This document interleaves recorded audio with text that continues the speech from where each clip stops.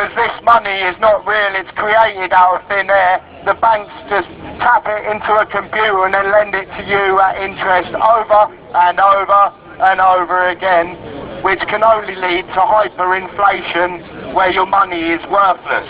Well, if it was worthless, that would be a bonus, because its actual value is debt. So as a solution, we actually need a decent, solid global currency. Traditionally, it's gold or silver. We've got things like Bitcoin and the cryptocurrencies coming along, which are no different to a legal fiction, except for they have a positive value. Scrap the legal fiction and we might actually start to sort our economy out.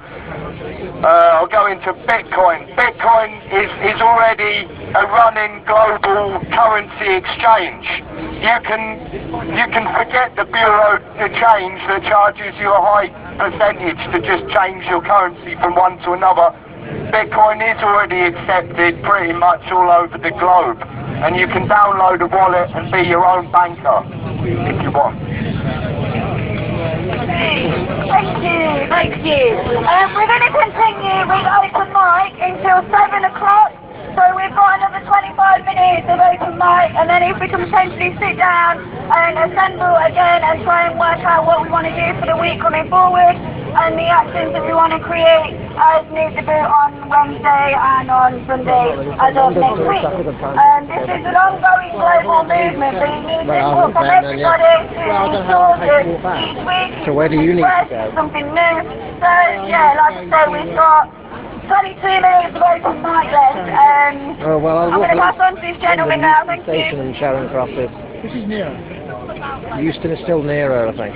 Hi everybody, how you doing, folks? Come on! Come on!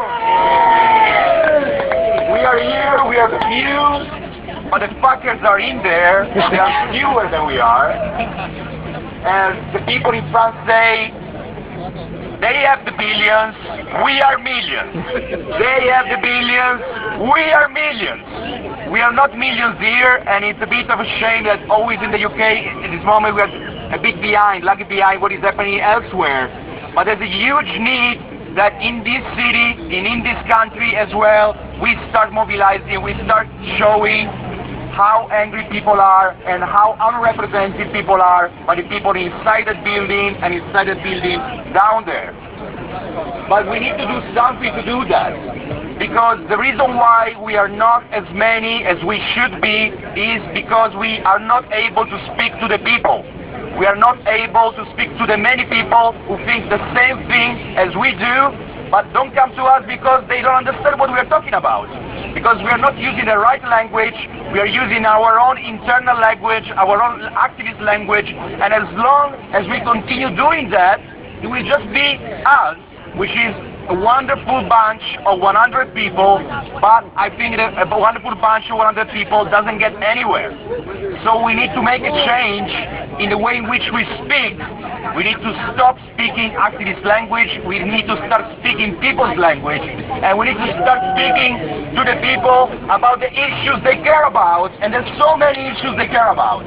They care about housing, they care about the fact that people are being evicted from council housing, they care about the fact that rents in London are too fucking high. Do you agree with that? Rents in London are too fucking high. What, £1,000 a month? That the economy is a rigged economy that just serves the people who are rich enough to move their money to Panama and doesn't serve anybody else.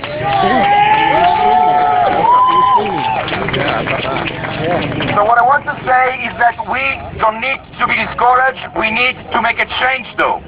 We need to think how we can mobilize the people, how we can communicate to the people, and how we can find ways to protest that can attract the people. They can attract not hundreds but thousands, tens of thousands and hundreds of thousands of people, because that is what is happening all around the world, and that is what needs to happen in London. Anybody else? Anyone else? Come on, They can work against you. Anyone? Blacklisting and the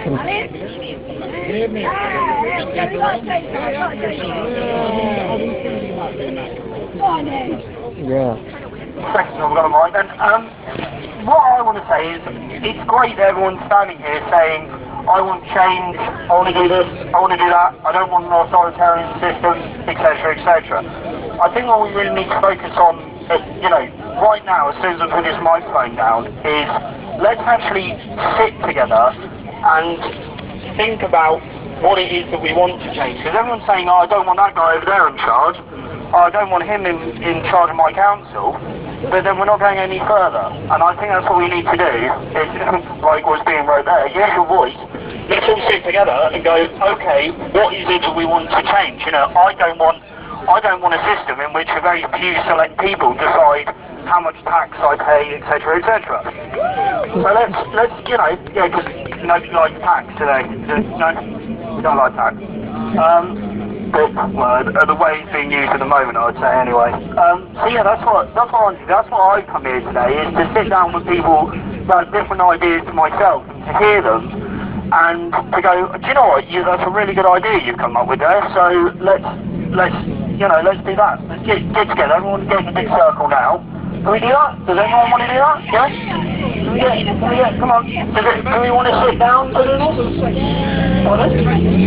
Oh, great. An egalitarian shape. I love it. Yeah, so come on. Does everyone get together and we can pass the mic around if we want, but let's use our voice like we keep saying we're going to do, and let's go, okay, if that building blew up right now and we had to run the system, how would we do it? You know, what's your idea? I know my idea is probably going to be a lot different to what your idea is. So let's actually do that, because that's what we're here for. So that's it, really. Let's just start talking. Include everyone and give them a right to life.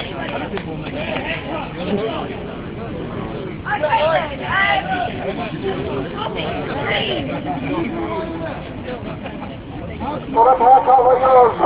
You've got a very nice haircut. I like my haircut, it's very good. Alright, okay. Yeah. What did he say? He's gone for him back.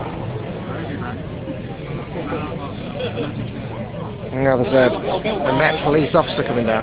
There's been quite a lot of speeches. People have been sharing the megaphone actually and giving different speeches. There's been a bit of chanting towards the Tory administration in there in Downing Street. I suppose he's not there today on a Sunday.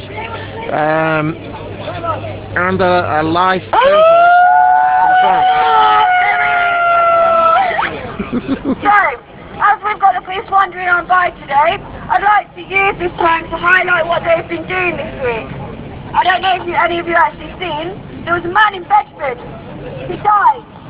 They pushed his face into the pavement, 3 of them on top of him, until he died.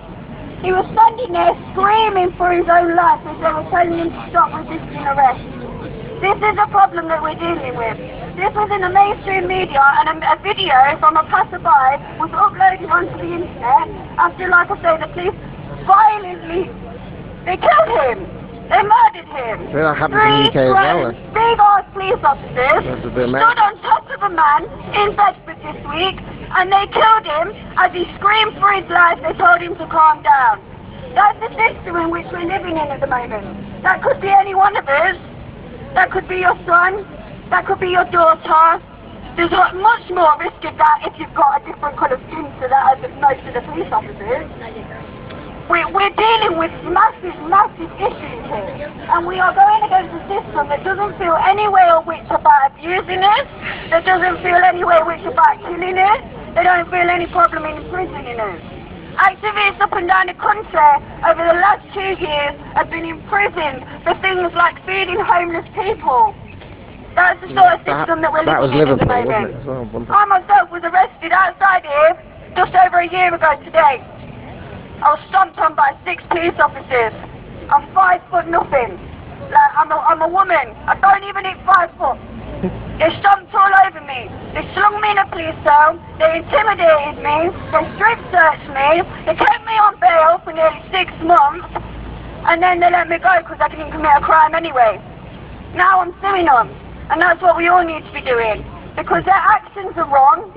The way in which they're enforcing their actions are wrong, and unless we as people rise up, then it could be any one of our children that is having their face pressed down onto a pavement until they die while they're screaming for their lives. We're seeing much more of this. People die in prisons all the time. People will sit there and kill themselves in prison because they shouldn't even be there. They've got mental health issues.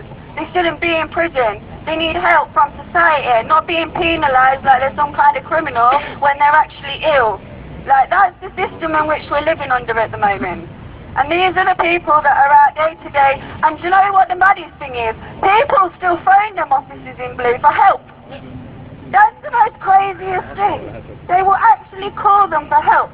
What we need to do is create help within our own communities. Communities should be taking care of communities. We've had numerous groups that are currently working towards getting child paedophiles off the street. They're a group called Public Justice PHL, and they've had numerous arrests. And what they do is they pose as decoys and entrap paedophiles online. Now, parents think that it's okay to let their children online, and that's not an issue. We've had 14 different convictions in a space of a year. Facebook wants to take down our page for doing this. They're not working with us, they're working against us. The people that are actually targeting our children online are doing so under the social media banners.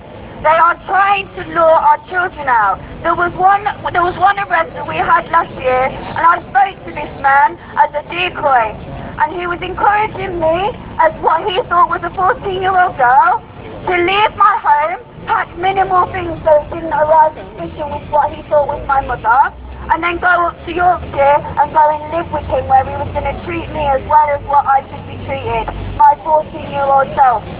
That should be a crime. The police don't care. The police lose evidence.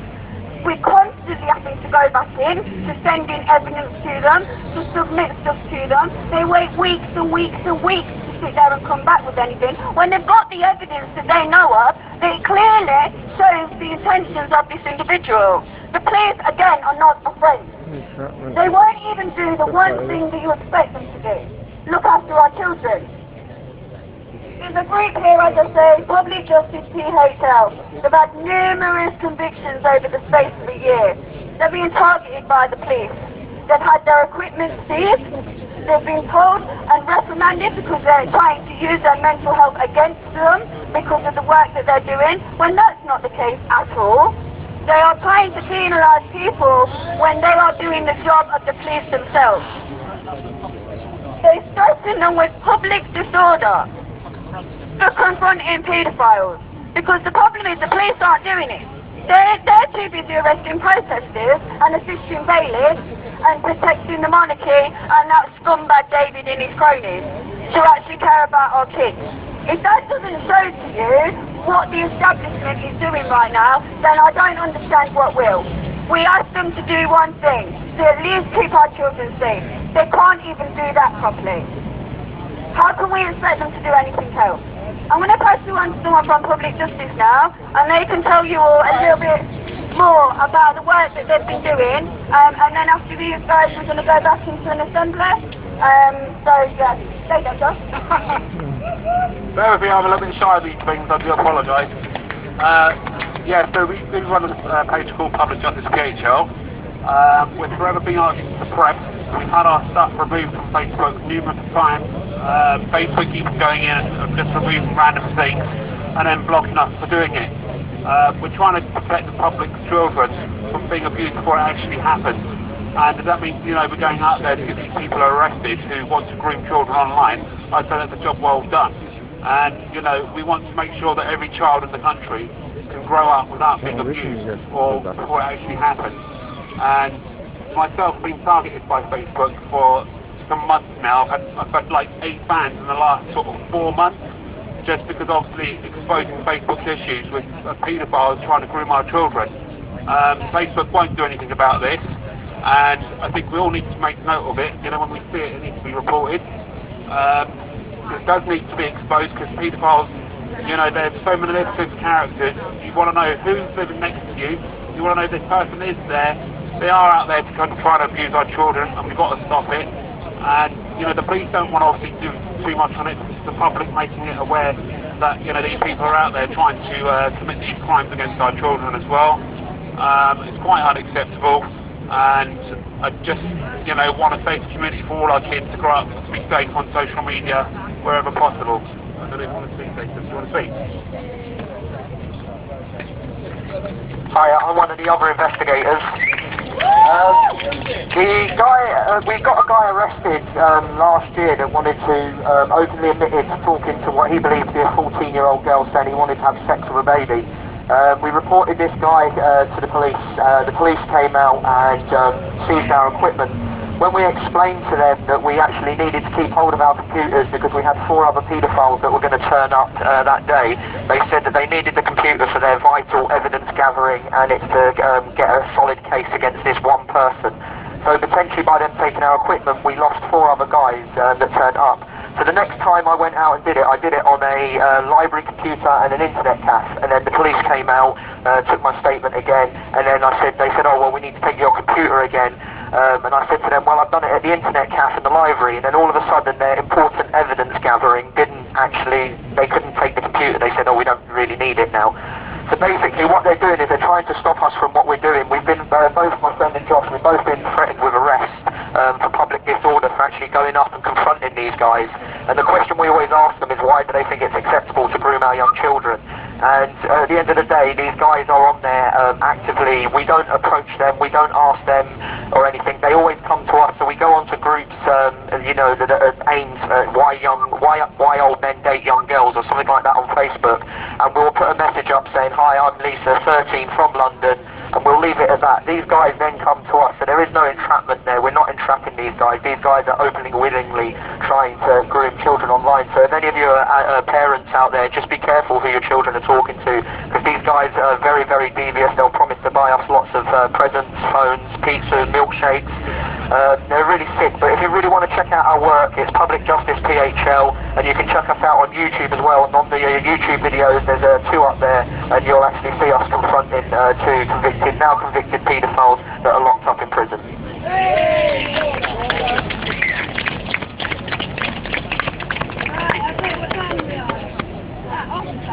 Yeah, love you guys. Everyone, it's our job as a community to protect ourselves and our children. The police will not do it for you. They shouldn't. Like, the police, I feel, disempower our community. They're there. We're in this system. Our government are actively seeking to destroy our community, to isolate us for many different reasons.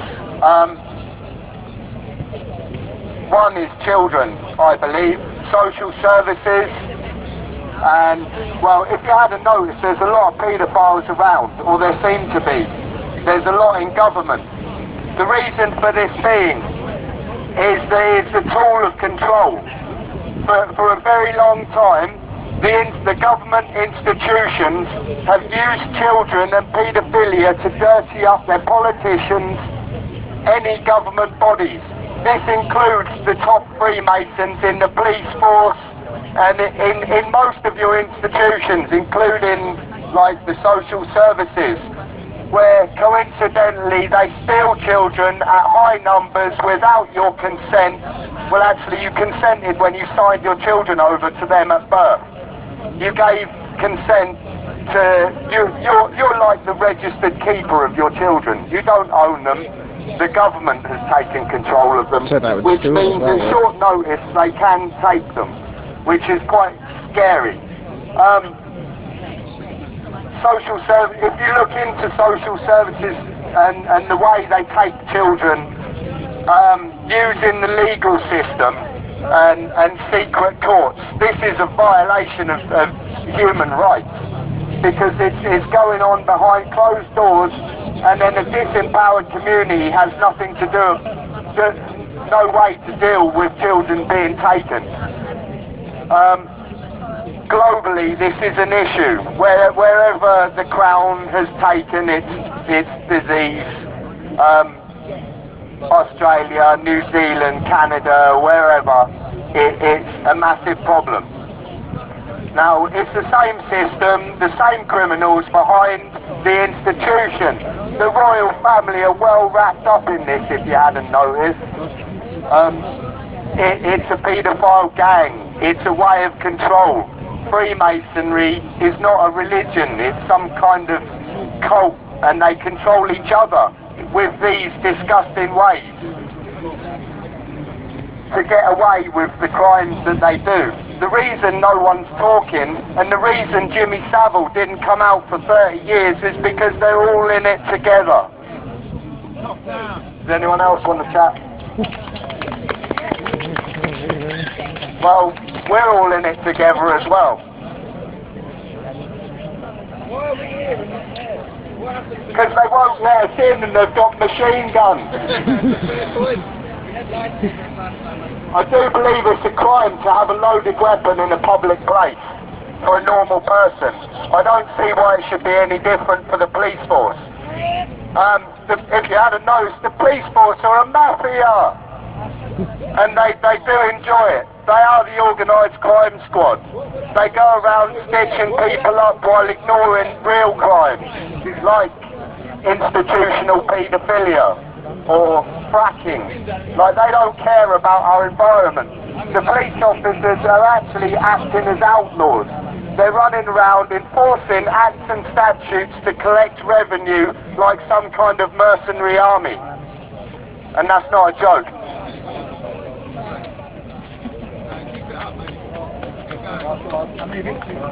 Okay. I don't like talking about police. I love them really. They are normal human beings, except for someone gives them some kind of authority and some kind of fancy dress uniform with weapons and CS gas and stuff to go round enforcing their unlawful laws that they create in Parliament. Now, tax is taken by consent, or supposedly taken by consent. Like everything they do in Parliament, you are meant to consent to, which is why they go about their twisted ways to manufacture your consent in places like police stations and courts. Like there's nothing lawful about these places, otherwise they'd be straightforward with you to start with. If you've never been arrested, never give them your name, because that's how they create your file and then start piling your criminal record. Just recently some people have got off a riot because they refuse to give their name. They can't, and basically when you give your name and you start consenting to a conversation with these people, it's when you get involved in a verbal contract with them that then you somehow get manipulated into consenting to their authority. Don't do it. We don't consent. Okay, please don't thank you. Good point, they'd probably going on and on about you to get us to your name, wouldn't they? Because I know that the person after you is your name. Back to the environmental issues, something about the water and the water privatization. From another viewpoint, especially from the viewpoint of the head of the Anglican Church.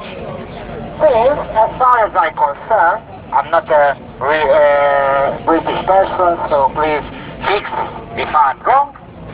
The Queen is not just the head of your state, but the head of a Christian church. And it could be interesting, very important. Especially since I started to investigate it not so hard to find that on the base of the Jewish, Christian or Muslim religion, the water cannot be privatized. As I think, I don't know how your country and your churches work, but I could imagine as the people just turn to the Queen, not as a Queen, but as the head of the Anglican Church, for a statement that I don't know how politely you call it. It is all linked, it is. Queen Almighty, Queen, How much I don't know, please answer for discussion on the basis of the Bible, your Bible, the Christian one. Can or cannot be the water is privatized. It sounds funny, but actually it's she must say the water cannot be privatized on the basis of the Bible. It's not about your personal religion, not about mine. It's about the church, how the church does work. Then you can get maybe a strong basement for the fight of the most important, one of the most important global issues. If the water can be privatized, or else is doomed. And it could be a start. And there we go. And then we're going to get back to the assembly, if that's okay with everybody. Obviously, Alex just saying we're going to have an assembly shortly. Hello, my name's Phoenix. It's really good to see this number of people have got here already, and it's just the beginning. These assemblies are just going to get bigger. What we need everyone to do, I mean, some of us have been working on things for this for the last few weeks, and there's been other smaller night assemblies building up to this and getting things, but what we really need everyone to do now is to network. Everyone has an incredible networking machine in their pocket. You can take a picture where it looks like there's a large group of people here and tweet it and social media it and network it, put it out to any contacts or connections and networks you've got. While we are here now, tell people to come back. It's on from 9 o'clock, on from this evening from now, carrying on this evening, carrying on. It is really important what we are doing here. I've been an activist for about 25 years and I've seen a lot of waves of protest movements and change from the early road protests, through to anti-war protests, through to Occupy and things, and some of us occupied Parliament Square down there, whatever it was, 8-10 years ago, about the illegal wars in Iraq and Afghanistan. It's very difficult to have public space assemblies in this country. There's many laws that try and stop you, and it's really good that we're doing this, and we need to network and bring many more people in. There is gatherings going on in about 6 different cities in the UK. We've had some reports back from, I think it's Edinburgh and Manchester.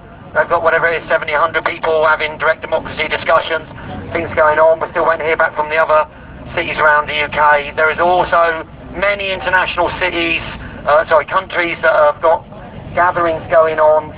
Nuit, debout, night stand, night assembly, where people are just coming out into the streets. I don't know how many check the stuff from France, but it's really, really impressive. It's incredible to see. The meaning of democracy is people power. And it is incredible to see people taking the power back into their communities, back into the public squares.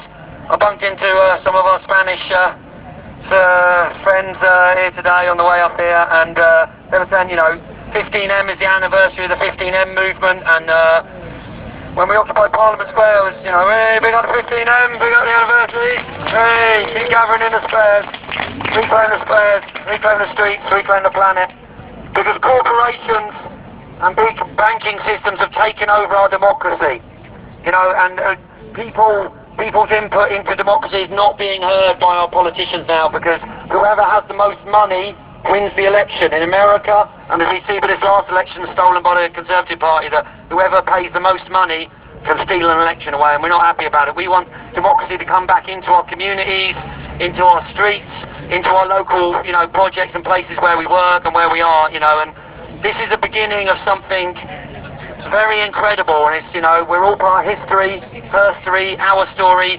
reclaiming our power back from the politicians and into the streets where we can get together and discuss things. And it's really, really important that everyone networks this and keeps the ball rolling. We've got a good number of people here now, and a group of 30 people or 50 people or 70 people, from grandmas and kids and students and workers and people who work on building sites or bakeries or deliveries or whatever it is, meeting and talking in the street. And that means when we occupy, that means people are taking the power back into their communities and telling each other, rather than just sitting in front of the television and the social media saying, I'm not happy about austerity and what's going on with our democracy. They're coming out into the street. And when you start to see that there is hundreds and there is thousands of people coming out into the streets in France and Germany and Italy and Spain and Canada and Greece and South Africa and many countries around the world linking up and watching what we're doing now, this is the beginning of another massive wave of change, and we all need to help build this wave of change, because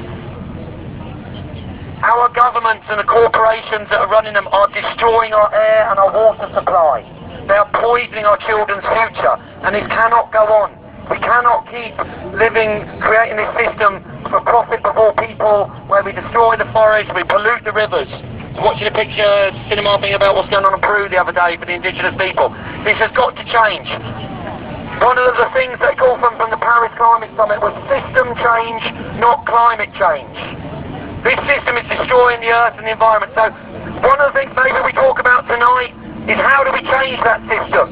What do we actually want to see? And it'd be really nice in this assembly if we get people breaking into breakout groups and workout groups, you know, on different subjects, whether it's ecology, the economy, the environment, the systems that we set up, community, whatever it is, and feed back to the main group, and let's get as organised as the Paris and the France crew are, you know, online and offline, sharing how we're going to create this better system that is going to be sustainable, that is going to be fair, that is going to be cooperative, that means that everyone has the basics of life, like somewhere to home, somewhere to live, basic income, and, you know, to be able to live without destroying the environment. So let's organise for a better future.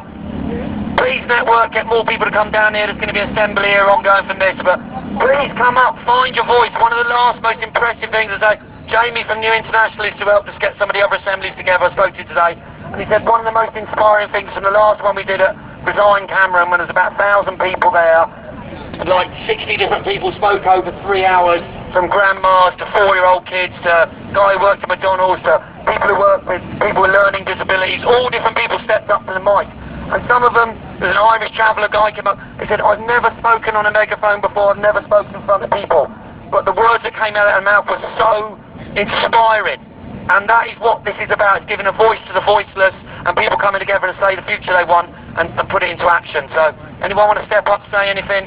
And also we're going to go on into an assembly where we hopefully get into breakout groups and keep networking and make things happen. One love. Thank you, Dee. Yeah, just to kind of let you all know what's going on, we're going to get back into an assembly now, so we're going to start talking about actions for the next coming week. There is an assembly here every Wednesday and every Sunday at 7 p.m. Now, we have done some direct actions with the numbers that we've had come into these assemblies. For May the 4th, we all dressed up as Jedis and went and had an assembly in McDonald's, because May the 4th be with you, of course. We've also done the Pavement of Truth, and we took the Pavement of Truth on tour as well, ended up doing some chalking activities up near to Belgrade. All of these ideas need planning before their execution, so an assembly is the ideal time for us to all talk and talk about maybe the companies that we want to target, the places that we want to go, and the actions that we want to participate in when we assemble next time. Just for today's activities. Yeah, it does. Because I'm not based in London, a lot of people are about. So, at 9 p.m. So if you're currently here from the Resign Cameron, still here, well done.